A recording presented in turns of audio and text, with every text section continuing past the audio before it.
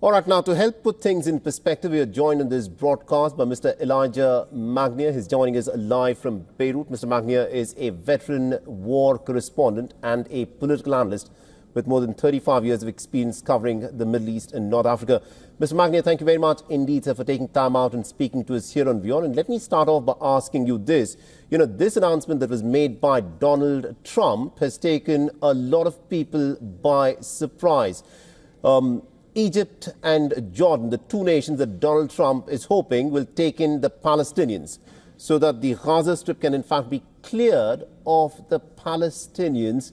They have said that they will not play ball with the Americans. What do you think is now likely to happen here on in the Gaza Strip? Thank you for having me. I don't think the plan of President Donald Trump is feasible for many reasons. First of all, the owners of the land are not really willing to give up on their territory, even if they are relocated to Florida or to any other country, because they have not done that since 1948 and still claim their right of self-determination and the right of return. Secondly, President Donald Trump has indeed proposed relocating 1.8 or 2 million Palestinians from Gaza to Egypt and Jordan and other countries. But he is not aware that he's violating international laws and human rights norms, because he cannot force displacement and transfer of any population according to the 4 Geneva Convention of 1949, Article 49, and Article 33 prohibit the occupying forces from transferring civilian population into an occupied territory or any other territory.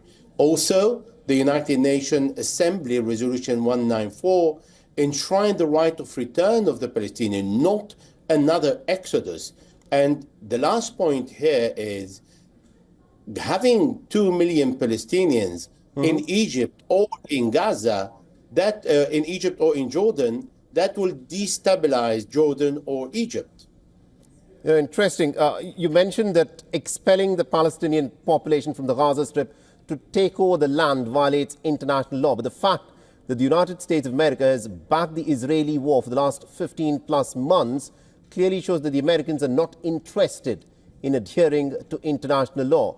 But the question that I also want to ask you is this. So far, America and the various presidents had been saying that they believe and insist on a two-state solution for this Israel-Palestine conflict.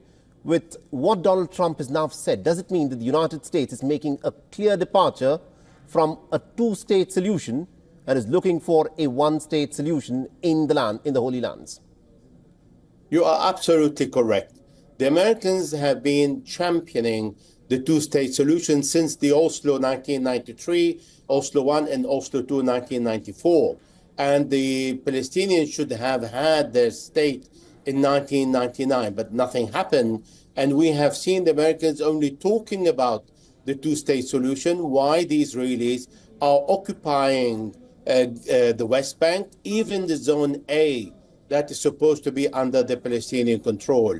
We've seen an expansion of the Israeli occupation forces control in the West Bank, the grab of more land by the finance minister, Bezalel Smotrich, and we have seen an inactivity, no action from the US. So we have President Trump, who is more honest and saying things as they are and saying, well, a two-state solution is not a solution because this is not something that I would like to see, which is not a habit of the American to really state their mind and say what they're really thinking and not give us all the titles about humanitarian laws and international laws.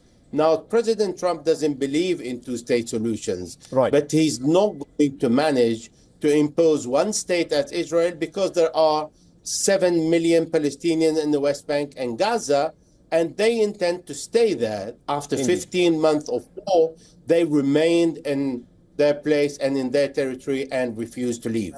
Indeed, you've got to give credit to Donald Trump for saying the quiet part aloud of American diplomacy. Thank you very much indeed, Mr. Elijah Magnier, for joining us with that perspective there. Thank you. For all the latest news, download the WION app and subscribe to our YouTube channel.